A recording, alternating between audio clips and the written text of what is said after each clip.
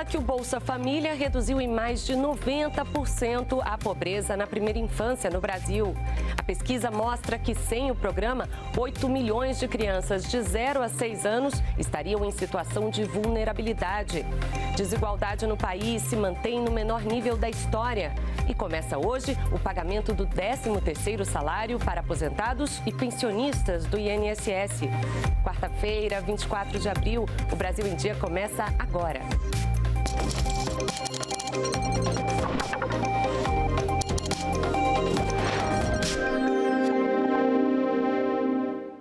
Olá, muito bom dia para você. São 9h30 da manhã. Lembrando que você pode nos acompanhar também ao vivo pelas redes sociais do Canal Gov. A gente abre esta edição do Brasil em Dia com a notícia de que o Bolsa Família conseguiu reduzir em mais de 90% a pobreza na primeira infância.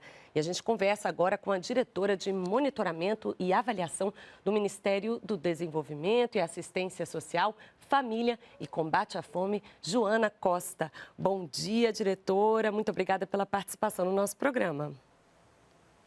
Bom dia, Vanessa. Bom dia a todos que estão nos assistindo. Diretora, os dados são positivos, o resultado desse estudo aí é uma comprovação de que valeu a pena a gente retomar o Bolsa Família, com o mínimo de R$600 por família, esses pagamentos extras para crianças, gestantes e puérperas, valeu a pena, diretora?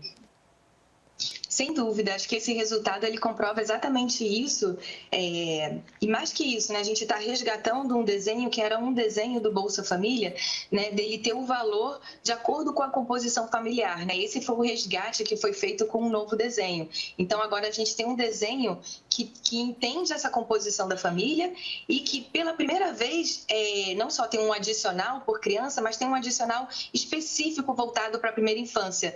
E isso é muito importante quando a gente pensa no Bolsa, né, como importante para a gente romper a pobreza intergeracional, né? Então, a gente tem um benefício específico para a primeira infância, a gente ter condicionalidades, né? Tudo isso reforça essa característica importante do Bolsa, né, como uma política pública, um instrumento muito importante para a gente romper a pobreza entre as gerações. Agora, diretora, um dado chama a atenção, que o estudo mostra que a situação de pobreza ou extrema pobreza caiu de 81% para 6,7%. Esse resultado é muito positivo. Agora, o que o governo está fazendo para resgatar esses 6%, essas crianças que estão aí nessa situação de vulnerabilidade extrema? Isso, esse desenho, né, esse resultado, ele mostra que o desenho foi muito importante, né, a gente praticamente, né, tirou quase todas as crianças na primeira infância, né, dessa situação de pobreza, de estar abaixo da linha de R$218, e o que a gente... Aqui, enquanto estudo, a gente está tentando entender, né, essas crianças que ainda estão abaixo da linha de pobreza, né, se é uma questão da família ser muito numerosa e, por isso, né, mesmo com a transferência de renda, a linha per capita ainda ficou abaixo de R$218, né, ou se é uma questão de pessoas que acabaram de entrar no cadastro e ainda estão naquele processo de habilitação para receber o bolsa. Então, a gente está tentando identificar isso e é importante ter em mente, né, que o MDS ele tem um conjunto de políticas, né? O Bolsa Família é uma delas, né? Muito importante para esse alívio imediato da pobreza, para a gente romper esse ciclo intergeracional. Mas esses estudos que a gente publicou, né? Um dos estudos que tem ali também fala, por exemplo, do programa de cisternas, da importância do programa de cisternas e indicadores neonatais. Então, assim, é importante ter em vista, né, que o Bolsa Família é uma política, mas tem um conjunto de políticas, né, do Ministério do Desenvolvimento Social, que também está olhando para a primeira infância, né? Seja pelos programas de segurança alimentar, seja através, né, da rede de assistência social. Então, é um conjunto de políticas, né, voltado para essa faixa etária também, que também inclui essa faixa etária, né? A senhora comentou a respeito de segurança alimentar, cisternas. É um conjunto integrado de ações, né? Você vê que esse levantamento, ele traça ali os detalhes das diferentes regiões, por exemplo, onde falta saneamento básico, onde falta luz elétrica, por exemplo. Então, isso indica uma necessidade de ações integradas do Bolsa Família com outras políticas públicas, né? Isso, sem dúvida, Vanessa. O cadastro, ele é importante porque ele dá visibilidade a outras vulnerabilidades, né? Então, essa integração entre políticas, ela é muito facilitada pela presença do cadastro único. Ele permite a gente visibilizar outras vulnerabilidades e aí a gente consegue fazer até uma integração entre políticas nos diferentes níveis de governos. Então, o cadastro único, hoje em dia, ele tem cerca de 40 programas usuários, né? E é muito importante, esses programas, eles ficam integrados porque eles estão ali voltados para o mesmo público, né? Muitas vezes não só o público do Bolsa Família, mas o público que está ali no cadastro, que é um público vulnerável, né? Um público que tem, né, renda abaixo de meio salário mínimo per capita, é um público que tem essa vulnerabilidade. Então, o cadastro, enquanto essa, né, ferramenta, tanto para dar visibilidade quanto para fomentar políticas públicas integradas, né, e até nos diferentes níveis de governo, é importantíssimo. Esse cadastro único, ele se mostra uma ferramenta muito importante mesmo. Agora, como que a população pode fazer para melhorar esse cadastro único? Uma família, por exemplo, que deseja ser incluída, como ela deve agir? Ou se eles conhecem alguma pessoa que não está no cadastro único, como que eles podem ajudá-lo a entrar nesse cadastro? É muito importante que as famílias busquem os CRAs ou postos de atendimento do cadastro para que elas façam esse cadastro e também para que quem já está cadastrado, né, é muito importante também lembrar a necessidade de atualizar, pelo menos a cada 2 anos. Então, ter um cadastro e ter um cadastro atualizado é muito importante para que a gente tenha políticas públicas mais efetivas para esse público mais vulnerável. Muito bem, eu entrevistei Joana Costa, ela que é diretora de monitoramento e avaliação do Ministério do Desenvolvimento e Assistência Social, Família e Combate à Fome. Diretora, muito obrigada pela participação. Eu aguardo a senhora numa próxima oportunidade. Muito obrigada, Vanessa. Bom dia para você. E olha, dados do IBGE mostraram também que o Bolsa Família foi um dos responsáveis por frear a desigualdade social no país. Veja na reportagem de Luana Karen. Em novembro do ano passado, Andresa perdeu o emprego que tinha em uma escola em Chapuri, no Acre. Com o marido sem renda fixa e tendo de arcar com o aluguel e os cuidados do filho Enzo, de 6 anos, ela buscou auxílio no Bolsa Família e conseguiu. Eu busquei o auxílio por conta do filho, que tem aluguel, tem conta, né? Aí a gente precisa de uma renda assim fixa, né? O meu marido, ele é autônomo, também autônomo não tem renda fixa, né? E para pagar o aluguel tem que ter aquele dinheiro todo mês, né? A ampliação do Bolsa Família freou o aumento da desigualdade social no país. É o que mostra a pesquisa feita pelo IBGE. A proporção de domicílios com algum beneficiário do Bolsa Família saltou de 16,9% em 2022 para 19% em 2023. O programa também teve outro ganho quantitativo, com a oferta de novos benefícios de acordo com a composição familiar, o que fez aumentar o valor médio da bolsa.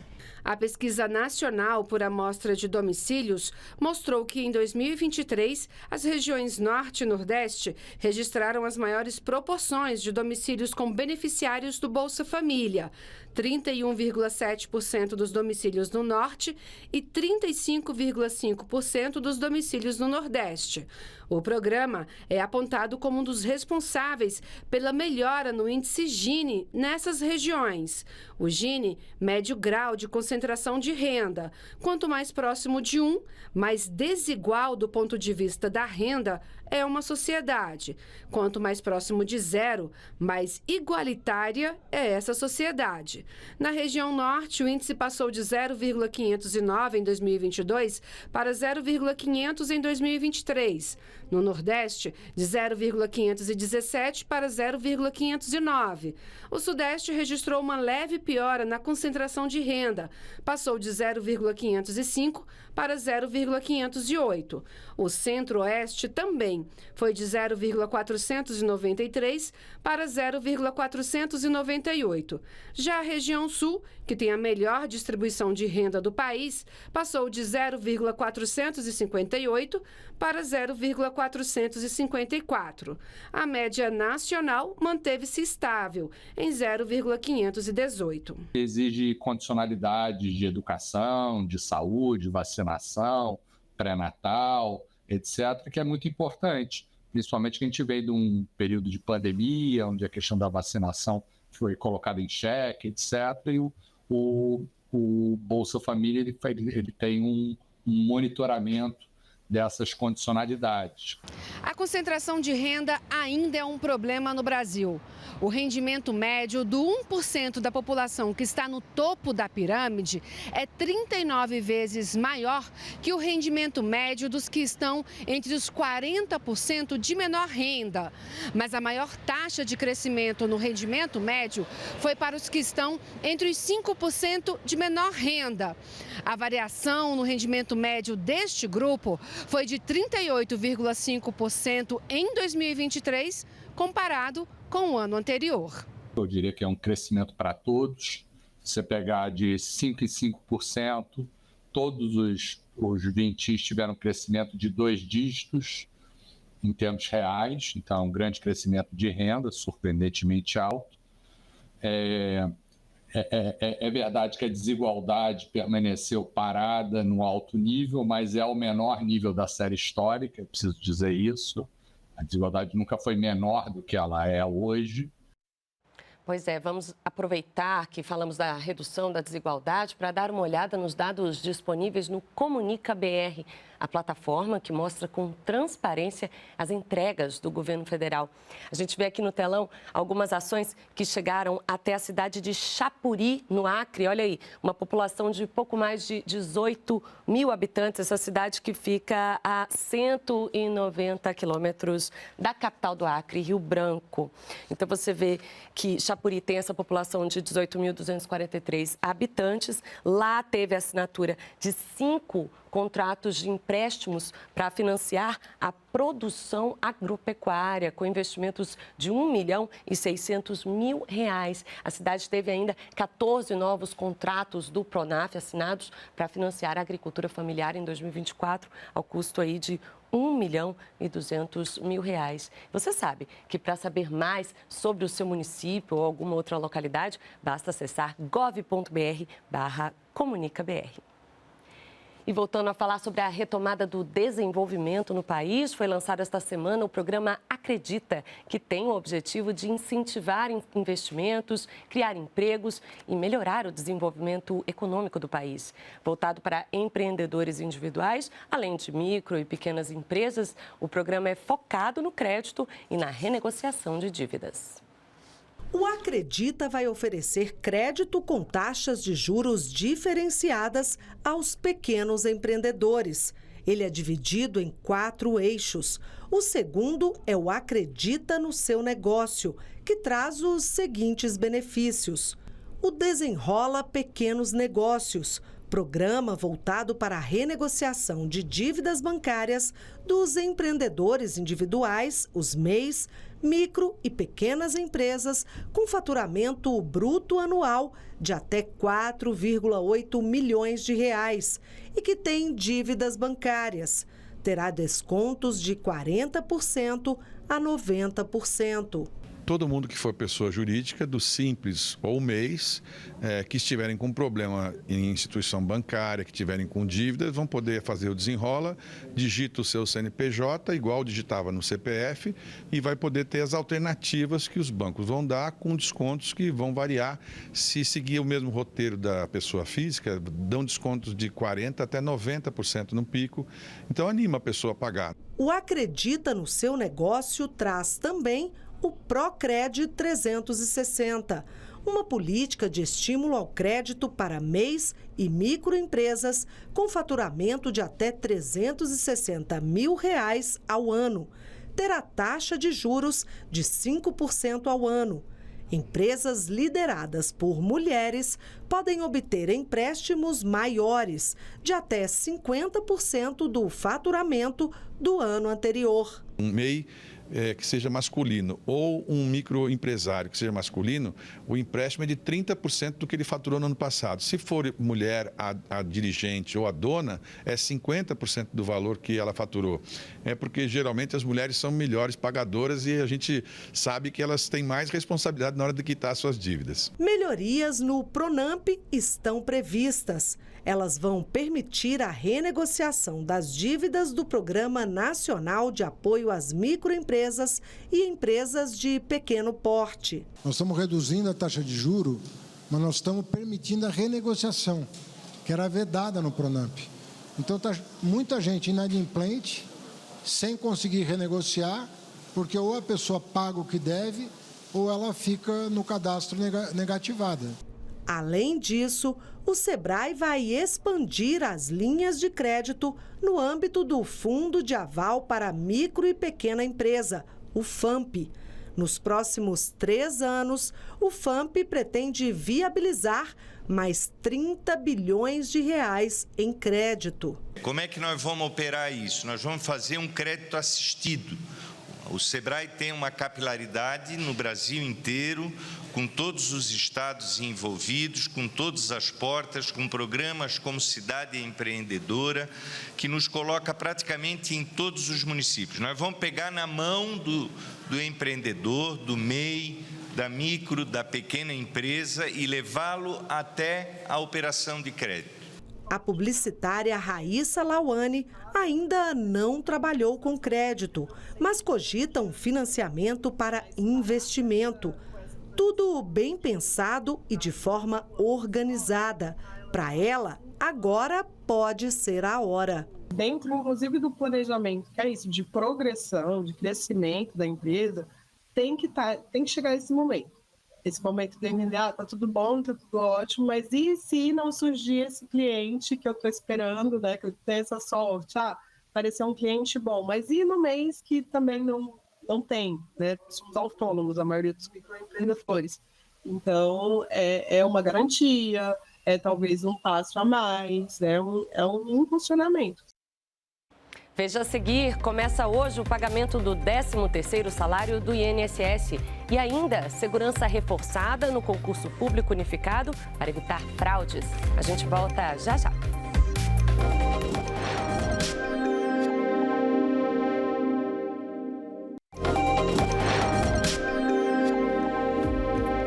Estamos de volta e começa hoje o pagamento da primeira parcela do 13º salário para aposentados e pensionistas do INSS. Ao vivo de São Paulo, a repórter Fernanda Cruz tem os detalhes para a gente. Bom dia, Fernanda. Bom dia, Vanessa, e a todos que nos acompanham. O pagamento da primeira parcela do 13º vai ocorrer entre hoje e o próximo dia 8 de maio. Isso para aquelas pessoas que recebem até um salário mínimo. Já para quem recebe acima desse piso nacional, os valores vão ser pagos a partir do dia 2 de maio. Mas todos já podem verificar o extrato por meio da Central 135 ou pelo site ou aplicativo Meu INSS. Somados todos os benefícios, incluindo este 13º, o INSS vai desembolsar cerca de 110 bilhões de reais neste mês de abril. E quem tem direito ao pagamento do 13º são os aposentados, os pensionistas e também aquelas pessoas que receberam o benefício temporário, como por incapacidade ou auxílio reclusão. As pessoas que têm direito ao salário maternidade também poderão receber o 13º proporcional, mas apenas junto com a última parcela. Vanessa.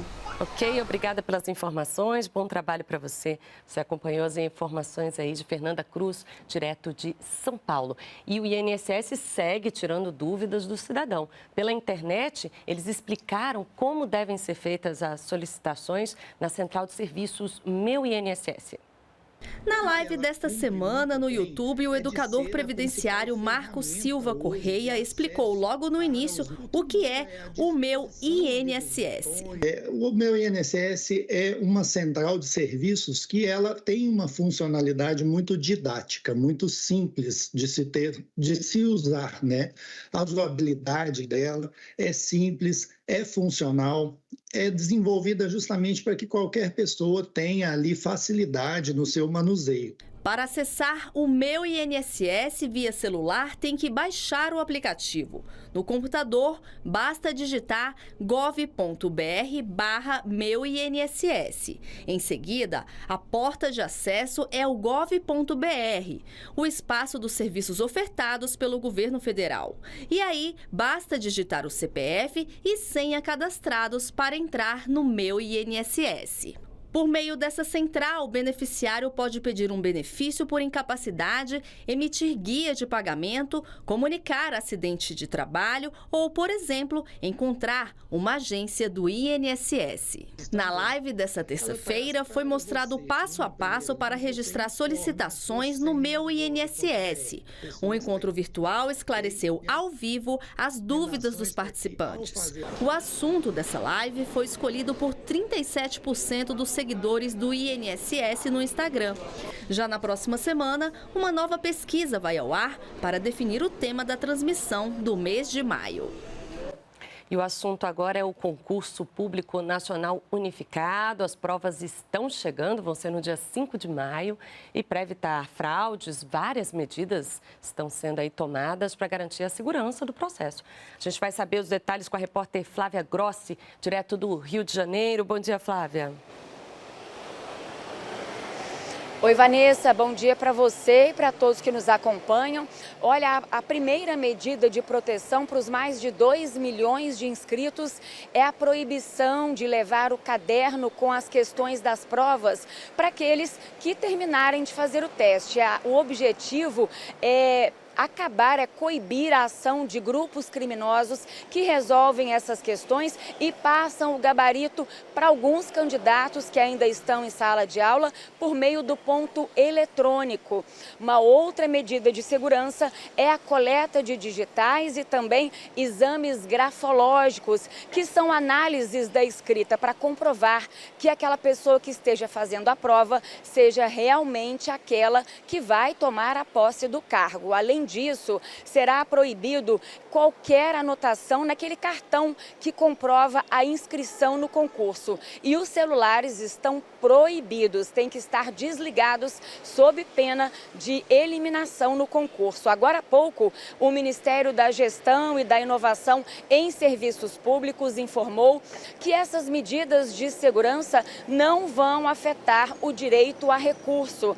O concurso público nacional unificado vai ser realizado, como você falou, Vanessa, no próximo dia 5 de maio, em 228 cidades e será o maior concurso público da história do Brasil. Vanessa? Ok, Flávia, obrigada pelas informações. Bom dia para você.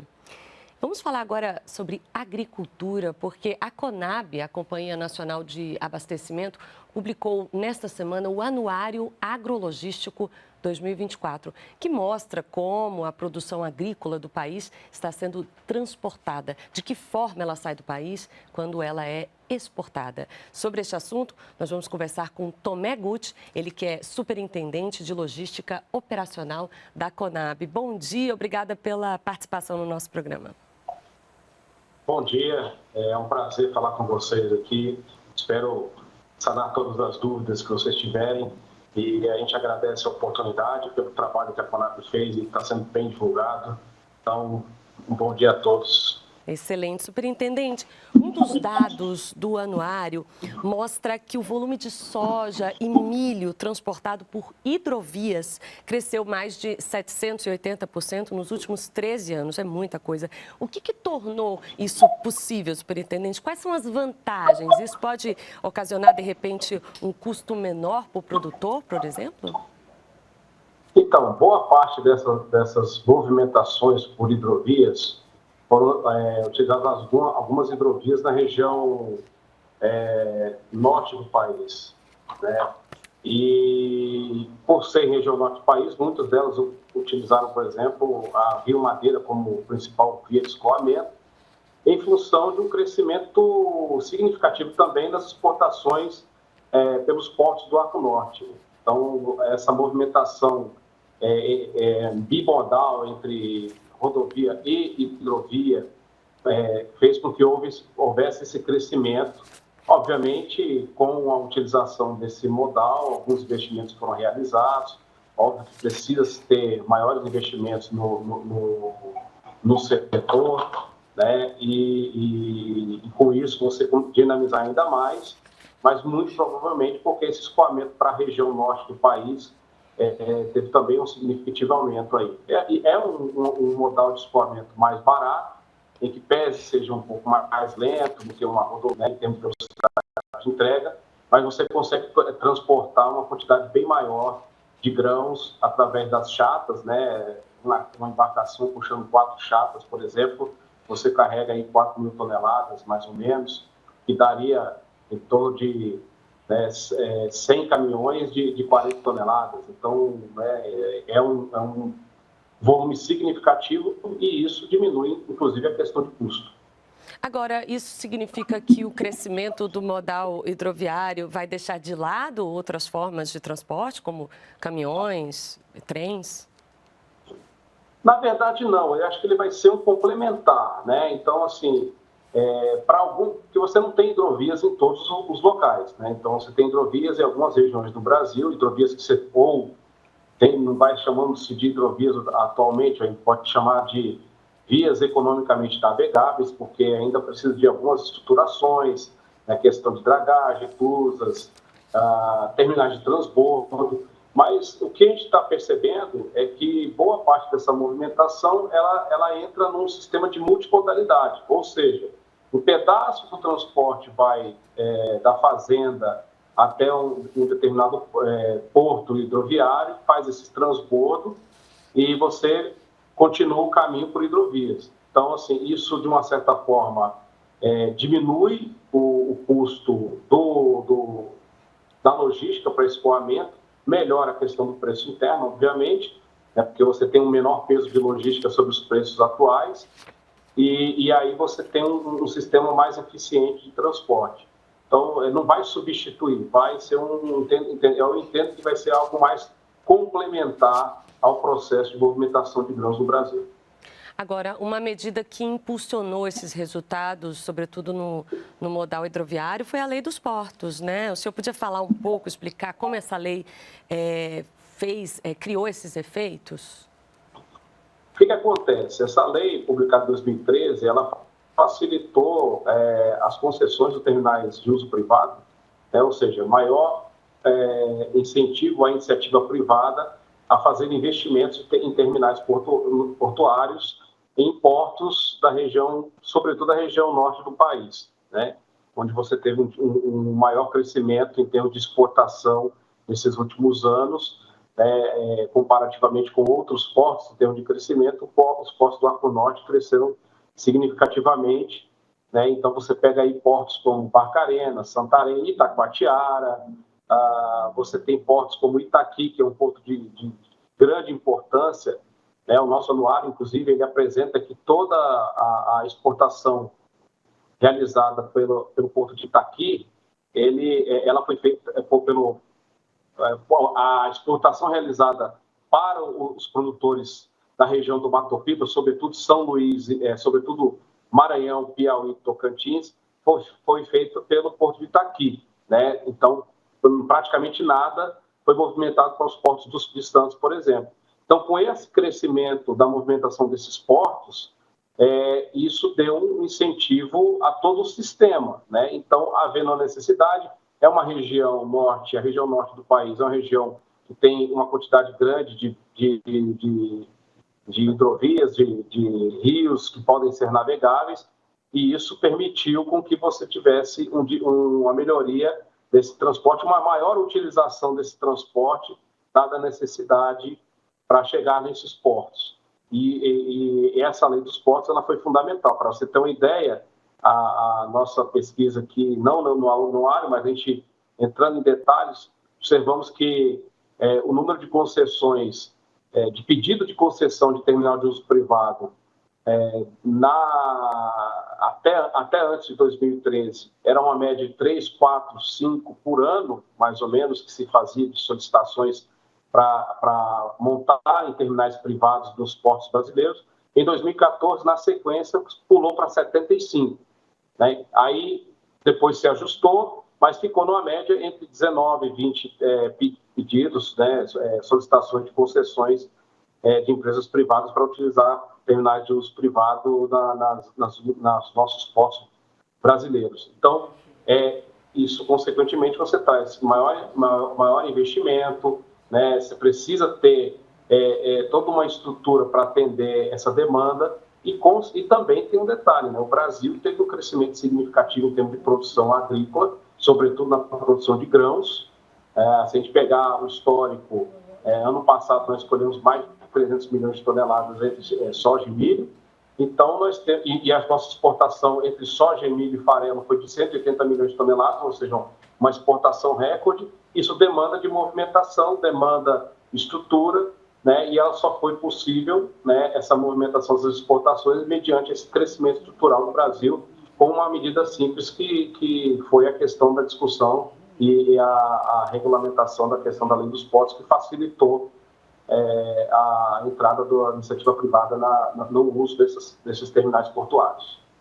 Agora, superintendente, em relação à sustentabilidade, é uma preocupação de todos. Esse transporte hidroviário, ele traz ganhos ambientais? Você diminui a quantidade de CO2, né? Porque, veja bem, o que eu coloquei, você faz um transbordo de 80 caminhões, 100 caminhões e segue rio abaixo ou rio acima, depende da região. Né? Mas vamos colocar, segue rio acima e você tem a menor quantidade de óleo diesel que se usa, a menor quantidade de CO2 que é emitida pelos caminhões. Então, você, de uma certa maneira, o Brasil, de uma certa maneira, tem uma movimentação de caminhões em trechos mais curtos, né? Quando você faz a multimodalidade, a gente consegue atingir essa movimentação em trechos mais curtos, ou seja, menos desgaste de pneu. Então, menos desgaste de pneu, você tem menos utilização de pneu ou de produtos à base de petróleo para fazer a manutenção, menos custo com manutenção. Então, tudo isso você vai diminuindo esse impacto sobre a movimentação rodoviária e você tem, no decorrer do processo, você tem uma questão mais ecológica, digamos assim.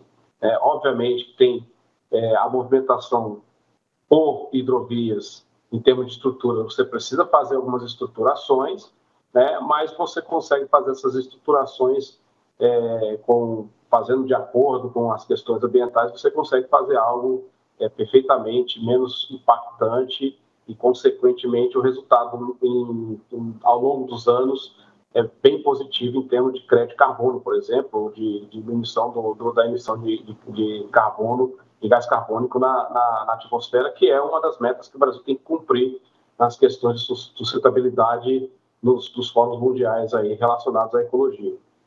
Excelente, eu conversei com o Tomé Gucci, ele que é superintendente de logística operacional da Conab. Muito obrigada pela entrevista, eu aguardo o senhor numa próxima oportunidade. Muito obrigado, estamos aqui à disposição. Valeu. Novidades para a indústria brasileira. O vice-presidente e ministro do Desenvolvimento, Indústria, Comércio e Serviços anunciou novas medidas para zerar os impostos de importação de 225 máquinas e de 19 categorias de produtos de tecnologia da informação. Com isso, o governo espera acelerar a aposentadoria de equipamentos industriais antigos e com baixo desempenho e incentivar a renovação do parque industrial brasileiro, que pode ser aí mais produtivo e ambientalmente sustentável. Vem ao encontro da neoindustrialização, ou seja, ajudar a renovar máquinas e equipamentos, a modernizar o parque industrial e melhorar produtividade. Então, qual é o estímulo? Redução de imposto de renda de pessoa jurídica, contribuição social sobre o lucro líquido, para você trocar máquinas e equipamentos e ter melhor produtividade. Então, ao invés de depreciar uma máquina em 15 anos, eu deprecio em 2 anos. Eu dou um estímulo de redução tributária para a modernização do parque industrial brasileiro. E a Receita Federal registrou a maior arrecadação para o mês de março desde o início da série histórica. Foram mais de 190 bilhões de reais. Segundo a Receita, o bom desempenho do emprego e o aumento da massa salarial, além da fiscalização, foram fatores que contribuíram para o resultado recorde. A massa salarial está empurrando para cima o rendimento, a arrecadação da contribuição previdenciária e do fonte de trabalho. Se vocês virem ali o crescimento do fonte de trabalho e da contribuição previdenciária, todos eles são explicados pelo crescimento da massa salarial. O imposto de importação, embora nós tivemos uma redução em dólar do volume das importações, ele teve crescimento. Por que isso? Porque a alíquota média dos produtos importados no período é superior à alíquota média dos produtos importados no ano passado. Então tivemos crescimento, apesar do volume das importações ser menor, nós tivemos crescimento na arrecadação. E o outro fator, o último fator, que quando a gente olha para 2023, é a remuneração dos combustíveis. Então o setor de combustíveis está apresentando crescimento. O presidente Lula e o presidente do Banco de Desenvolvimento da África discutiram ações em áreas como agricultura, combate à fome, saúde e desenvolvimento econômico. Entre as novas ideias discutidas nesse encontro, um complexo farmacêutico de alta capacidade para a produção de vacinas e remédios para ambos os continentes. I talked with the president about several issues. The first is to thank the president about the great support of Brazil to the African Development Bank. We talked about different things. First is in the terms of agriculture. Africa is doing everything it needs to feed itself. And to do that, we need a lot of technologies. And Brazil is the global powerhouse when it comes to agriculture. We talked about the importance of health. And so in the discussion, we talked about pharmaceuticals and how Brazil can help Africa in pharmaceutical industry, and how 2 of your institutions, foundations, Fiocruz and Butantan, can actually help in terms of access to pharmaceutical technologies, in terms of manufacturing capacity, but also the idea that we might consider having a regional pharmaceutical manufacturing plan that will involve Brazil and the African Development Bank, in which the Brazilian agencies, the 2 foundations, will play a role in Africa. Em café da manhã com jornalistas, o presidente Lula falou sobre investimentos, economia, relação com o Congresso Nacional e política externa. Vamos ver. Na abertura do encontro com jornalistas, o presidente Lula fez um balanço das ações do governo federal nos últimos meses e citou o programa Acredita, lançado esta semana para incentivar o crédito a pequenos negócios e famílias de baixa renda. Nunca antes na história do país houve um programa de investimento de crédito como nós anunciamos ontem. Crédito para todo mundo. Crédito para todo mundo. Ou seja, na certeza de que não existe outra possibilidade do país crescer. Tem 2 coisas que fazem um país se desenvolver.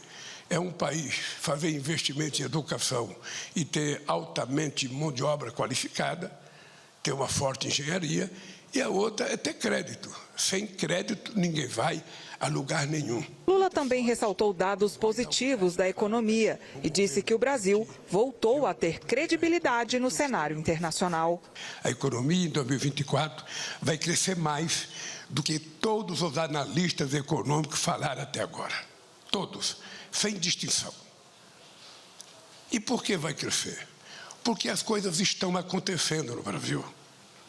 Eu posso desafiar vocês a estudarem o que aconteceu no Brasil nesses últimos 14 meses e vocês vão constatar de que nunca antes na história do Brasil houve uma quantidade de políticas de inclusão social colocada em prática, algumas que nós já tínhamos feito e que tinham desaparecido, que estão voltando agora. e outras que começam a votar, porque vocês sabem, não sei se vocês já alugaram apartamento para alguém ou se vocês já pagaram aluguel, vocês sabem que quando a gente entra numa casa para arrumar, a gente não consegue arrumá-la no primeiro dia. E nós encontramos esse país muito desarrumado. Respondendo a perguntas de jornalistas, o presidente falou sobre articulação política e negou qualquer divergência com o Congresso Nacional. De todos os processos que o governo mandou para o Congresso Nacional, todos foram aprovados. Todos.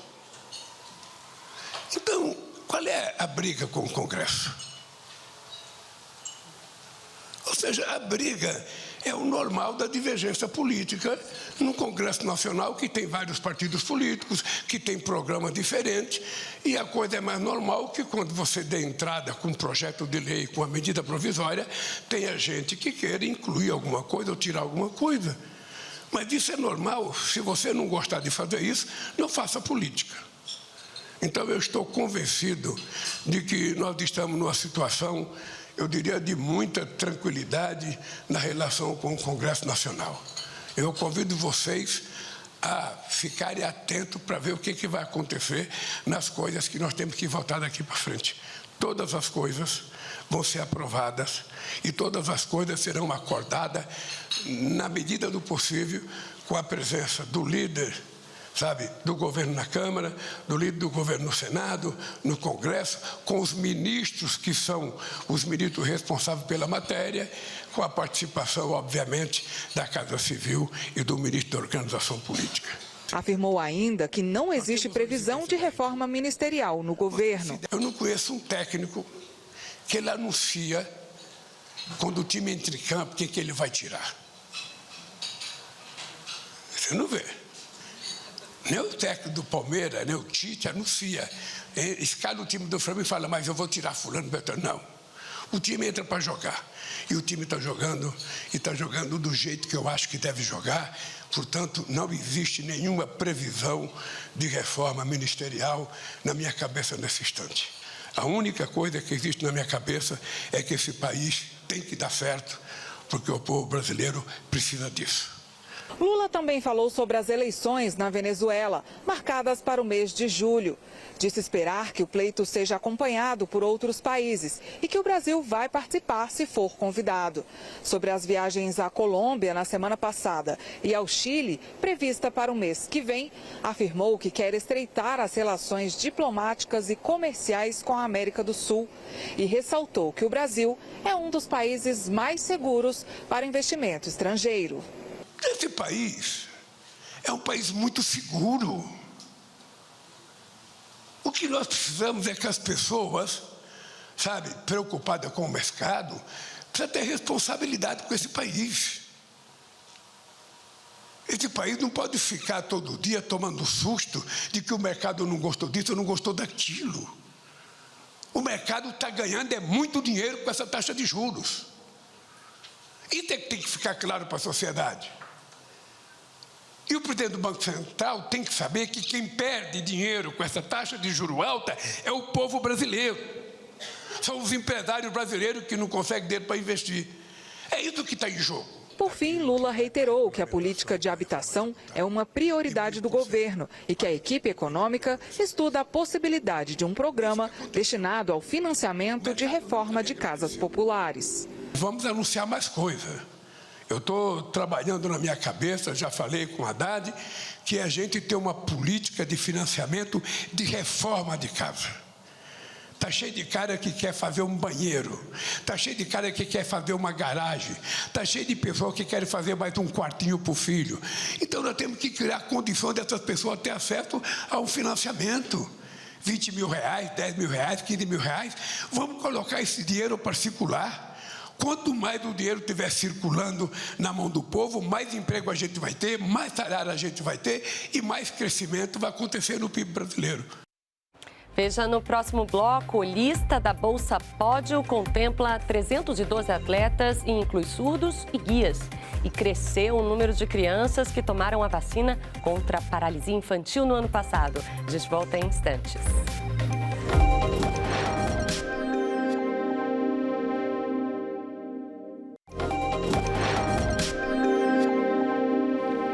Estamos de volta e o assunto agora é Bolsa Atleta. Mais de 300 atletas foram beneficiados com a Bolsa Pódio, a categoria mais alta do programa. Essa lista, publicada esta semana, inclui pela primeira vez atletas surdos e guias.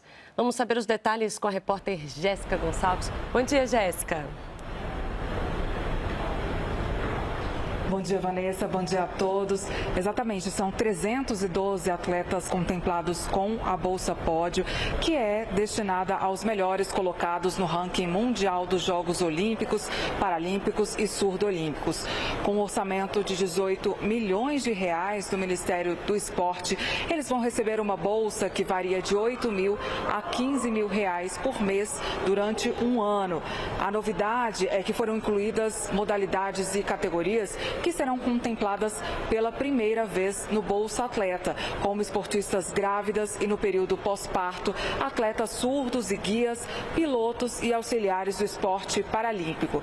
Foram selecionados 104 atletas de esportes olímpicos, como atletismo, boxe, canoagem, natação e ginástica artística, 202 atletas do esporte paralímpico, como bocha, tiro, paracanoagem e paraciclismo, além de 2 no programa surdo-olímpico e 4 atletas guia. Eles foram escolhidos após uma avaliação feita por representantes do Ministério do Esporte, do Comitê Olímpico do Brasil, COB, do Comitê Paralímpico Brasileiro e da Confederação Brasileira de Desportos de Surdos. É isso, Vanessa. Volto com você. Ok, Jéssica, obrigada pelas informações. Bom trabalho para você. O assunto agora é saúde. Cresceu o número de crianças brasileiras que tomaram a vacina contra a paralisia infantil no ano passado.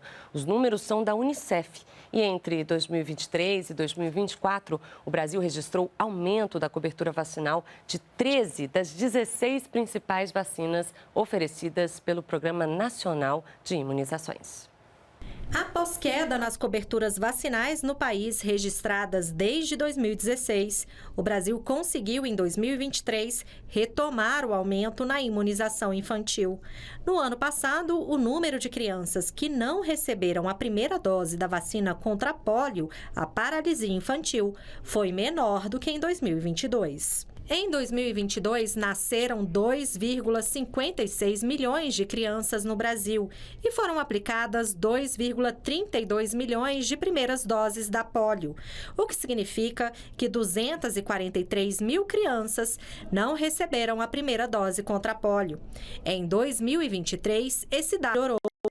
Nasceram 2,42 milhões de crianças no Brasil e foram aplicadas 2,27 milhões de primeiras doses da pólio injetável, faltando 152,5 mil crianças sem vacina. Esse aumento geral da cobertura coloca muito bem esse avanço, que, como eu disse, nós celebramos, mas com a consciência do muito que temos para avançar. Entre 2023 e 2024, o Brasil registrou aumento nas coberturas vacinais de 13 das 16 principais vacinas do calendário do Programa Nacional de Imunizações, o PNI. Entre as vacinas que apresentaram recuperação na cobertura estão poliomielite, pentavalente, rotavírus, hepatite A, febre amarela, meningocócica C, pneumocócica, tríplice viral e tríplice bacteriana. Nos 13 imunizantes que apresentaram recuperação, a média de alta foi de 7,1 pontos percentuais, sendo que nacionalmente a que mais cresceu em cobertura foi o reforço da tríplice bacteriana, com 9,23 pontos, passando de 67,4% para 76,7% de cobertura vacinal. De fato, estamos vivendo uma virada, né? Uma virada que foi o termo usado aqui, uma virada na direção de alcançarmos as coberturas vacinais necessárias para a proteção de nossas crianças, da nossa sociedade. Em 2023, mais de 6 bilhões e meio de reais foram investidos na compra de imunizantes. Em 2024, a previsão é que esses recursos alcancem mais de 10 bilhões de reais. Exige-se um esforço coletivo, né? Exige-se que a vacinação conte com o apoio de outros setores, como, por exemplo, da educação, que já está acontecendo. A estratégia Vacinação na Escola já está promovendo essa intersetorialidade da vacinação. Uma recomendação também que o Unicef faz, que outras políticas públicas, por exemplo, a assistência social, tão importante, tão próxima das famílias vulneráveis, que ela também se engaje no movimento da imunização, para conseguir chegar naquelas crianças mais vulneráveis, naquelas famílias mais vulneráveis. E ainda sobre saúde, motoristas das categorias C, D e E têm até o dia 30 de abril para fazer o exame toxicológico. Quem perder o prazo poderá pagar multas e ter pontos na Carteira Nacional de Habilitação.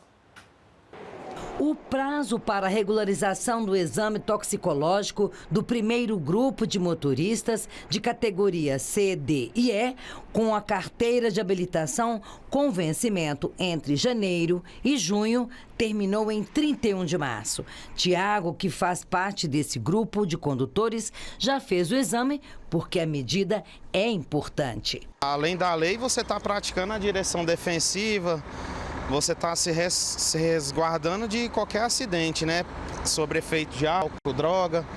E até bom a importância da exigência das empresas, né? Que isso daí reduz muito o acidente nas estradas, né? Mas diferente de Tiago, quase 3,5 milhões de condutores em situação irregular já foram notificados pela Secretaria Nacional de Trânsito, a Senatran.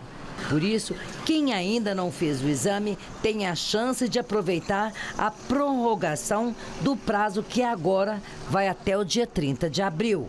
O exame toxicológico é obrigatório a cada 2 anos e meio para motoristas das categorias C, D e E, como, por exemplo, profissionais de ônibus, vans, caminhões, carretas, caminhões com reboques e semi-reboques. E a não realização dele é considerada uma infração gravíssima, sujeita a uma multa de R$ 1.467,35 e ainda 7 pontos na carteira de habilitação.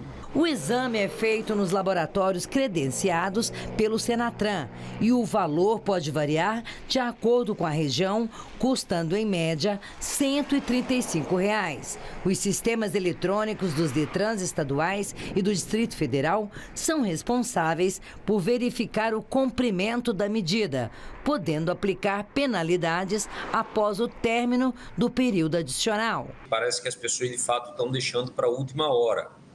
Isso é um dado importante, por isso que a gente está intensificando as notificações via CDT, a Carteira Digital de Trânsito, por e-mail, intensificando o contato com a imprensa para que isso chegue ao maior número de pessoas possível. Mas a gente sabe que esse é um comportamento que aconteceu da última vez e que provavelmente vai acontecer agora também. As pessoas deixam para a última semana. A gente já tá fazendo uma notificação do final do prazo para evitar que seja necessária a notificação da multa que será feita pelos Detrans. Os motoristas têm sido orientados por meio de campanhas educativas e alertas emitidos via carteira digital de trânsito para que façam o teste, que é bem simples. Qualquer cidadão pode verificar esse credenciamento, né, no próprio site da Senatran e normalmente esses laboratórios têm postos de coleta em convênio com outros laboratórios de redes, né, por todo o país. Então, há um alcance fácil para fazer esse exame toxicológico. Hoje teve Bom Dia Ministra aqui no Canal Gov, com a ministra da Cultura, Margarete Menezes, e a Karine Mello, a apresentadora do programa, está aqui com a gente para trazer os destaques do Bom Dia Ministra de hoje. Bom dia, Karine. Oi, Vanessa. Bom dia para você e para quem acompanha o Brasil em Dia aqui no Canal Gov. Vanessa, a conversa foi ótima hoje com a ministra. E você sabe que agora, em novembro, o Brasil cedia o G20, encontro das 20 maiores economias do mundo. E aí é claro que a cultura também está nesse debate do G20 e o Brasil, Vanessa, inclusive inspira muitos países com pontos de cultura, tem vários projetos brasileiros que já estão sendo replicados aí pelo mundo. Então, até o G20, o Brasil vai ter reuniões no Rio Grande do Sul, em Brasília e Salvador, para tratar da questão da cultura, e esse foi um dos assuntos trazidos pela ministra Margarete Menezes. Mas outra coisa que ela disse, Vanessa, super interessante, que a gente nem imagina, é que no Brasil, a cada R$100 investidos pela União, só 57 centavos vão para a cultura. Apesar desse valor ainda ser um valor pequeno, como destacou a ministra, ela disse que olha o quanto a gente consegue fazer ainda em cultura, mesmo com o valor reduzido. Então, o que ela disse? Ela falou assim, é uma cadeia toda que é movimentada. Quando um artista chega a algum lugar, ele movimenta todo o setor de economia, movimenta hotéis, movimenta restaurantes. Então, ela estava contando sobre isso, sobre a importância, né? Imagina se o recurso ainda fosse mais alto ainda. Contou aí de toda a reestruturação na área da cultura. A gente ficou vários anos no Brasil sem ter Ministério da Cultura. No último mandato estávamos só com uma secretaria. Ela estava falando dessa reestruturação e de como o Ministério já está sendo reconstruído e como essas políticas já estão fazendo diferença na vida das pessoas. Olha, a ministra também falou sobre a execução da Política Nacional de Cultura dentro da Lei Aldir Blanc, sobre economia criativa e do aumento das ações culturais no país. Vamos ver. Estamos começando já com duas ações bem importantes de fomento dirigido ao setor, que foram 500 milhões no começo do ano, né? 380 milhões para produção nacional com colaboração internacional e mais 180 milhões para produção nacional. Essas são as ações que o Ministério da Cultura tem feito e sempre o que nós estamos executando já são ações que já foram conquistas do próprio setor, né? Nós encontramos um setor que estava totalmente ferido pelo processo que foi o ano passado de desmontagem, né, de desmonte da área da cultura. Nós não tínhamos cota de tela, precisamos resgatar as cotas de tela do cinema e da televisão, que isso prejudicou muito a área de produção cinematográfica brasileira. Nós resgatamos o Conselho Superior de Cinema. Agora, inclusive, nós estamos aí trazendo o comitê gestor para a gente agora fazer a deliberação desses próximos anos, como serão aí o Fundo Setorial do Audiovisual. Então, nós estamos reconstruindo a arquitetura. Outro assunto que Margarete Menezes comentou no Bom Dia Ministra, Vanessa, foi sobre o Programa Cultura Viva. É um projeto que existe há 20 anos, que é repercutido em outros países, mas que tem o grande desafio para ser implementado como um programa de Estado. Vamos ver o que ela disse. O formato da execução da lei Aldir Blanc, que vai trazer o Cultura Viva dentro, embutida, ela vai ser, a maneira de gerir ela, o Ministério da Cultura tem a instrução normativa da lei, tem o decreto e a instrução normativa. Ali, ele já traça ali as diretrizes de como serão executadas, né? E como nós colocamos um percentual de 20%, eu não estou com muita certeza se é 20%, para a lei, que será reservado para ser direcionado para a lei Cultura Viva. Está dentro da instrução normativa da lei Aldir Blanc. Então, existe aí uma obrigação de que isso seja cumprido, né?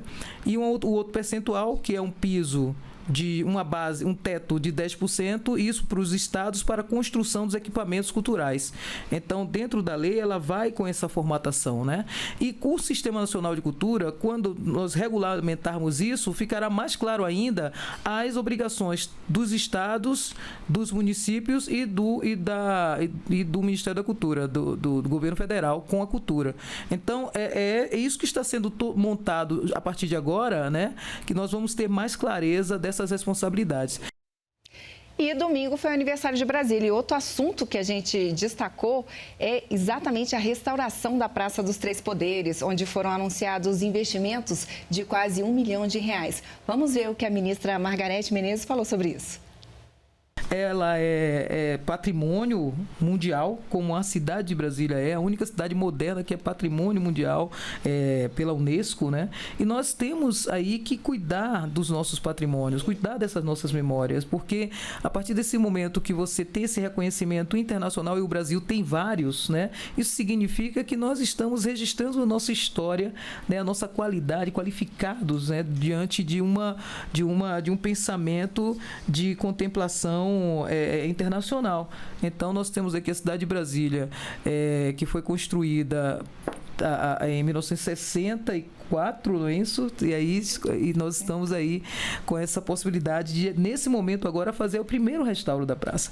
A praça precisa restaurar todo aquele piso português, aquelas pedras portuguesas. Ela tem desníveis, que ela acumula água quando chove, então vai precisar fazer esse trabalho de drenagem. Tem a questão da iluminação, né? Tem também o restauro de alguns bustos, né? Que chama hermas, né? Que foram danificados durante aquele ataque do 8 de novembro, do 8 de janeiro, né? Aquela coisa que nos assombrou, estava chegando do Ministério da Cultura e foi muito, muito forte aquilo. Então, nós estamos aí fazendo todos esses reparos.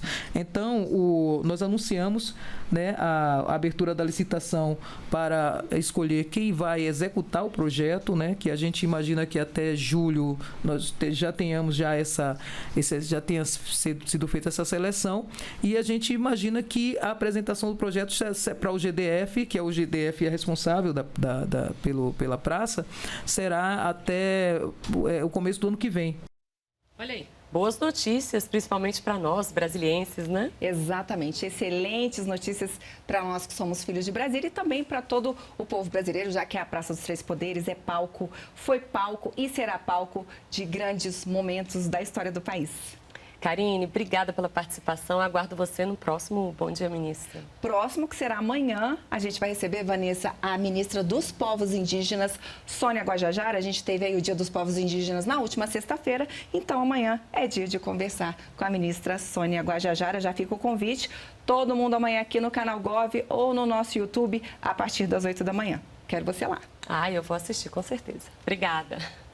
E como a Karine falou, a ministra falou, inclusive, sobre essa questão do patrimônio, da restauração da Praça dos Três Poderes, ontem, no programa A Voz do Brasil, o presidente do IPHAN falou também sobre essa restauração. Ele explicou como vai funcionar o processo. Quando falamos de projeto, estamos dizendo do escopo daquilo que será tratado. Então, nós temos o piso da praça, por exemplo, a drenagem, nós temos a iluminação, a acessibilidade, a segurança da praça e o restauro também de alguns monumentos, como você citou, os Dois Candangos, o monumento do Pombal também, que é um monumento importante. Então, o projeto é o detalhamento daquilo que vai posteriormente ser a obra. Assim como quando a gente reforma a casa, quando a gente constrói algo, tem o projeto, depois a obra que será executada pelo governo local, tendo o Ministério da Cultura e o IPHAN como aqueles que vão ceder esse projeto para a sua execução. Ela é uma praça monumental. Acho que primeiro é importante dizer que ela está no conjunto urbano tombado de Brasília, que é patrimônio mundial reconhecido pela Unesco, e todos os elementos que a compõem precisam ser muito cuidados, então não se trata de um projeto simples. Nós temos essa parte mais estrutural, do piso, da drenagem, da captação de água da chuva, mas a gente tem também o restauro de alguns monumentos, entre esses que nós citamos, mas temos ali também o espaço Lúcio Costa, que é um espaço que abriga a maquete de Brasília. A gente tem o Museu da Cidade, que fica ali embaixo também, a estrutura hoje está bastante danificada. Nós temos alguns bustos, algumas homenagens ali, como a JK, Tiradentes, entre outras figuras da história do Brasil. Então, a praça, a Estátua da Justiça, também é importante lembrar, que foi danificada no 8 de janeiro, é uma praça que está cheia de símbolos da democracia, símbolos da República, símbolos que homenageiam a história do Brasil. Nós temos agora essa fase, que é a contratação do projeto. A previsão é que o projeto esteja pronto até fevereiro do ano que vem, e aí o governo local vai partir para a licitação da obra e sua execução. Então, nós podemos garantir que o projeto será entregue até fevereiro, mas a execução da obra ainda vai depender das ações do governo local, que é o responsável pela sua execução. O Leandro Grasso também falou sobre os projetos de preservação do patrimônio histórico e artístico nacional que serão financiados com recursos do novo PAC. Nós temos a linha do PAC Seleções, que são 105 propostas que nós escolhemos no montante de mais de 700 encaminhadas pelos municípios, pelos estados, agradecendo aqui as prefeituras, os governos estaduais que se envolveram.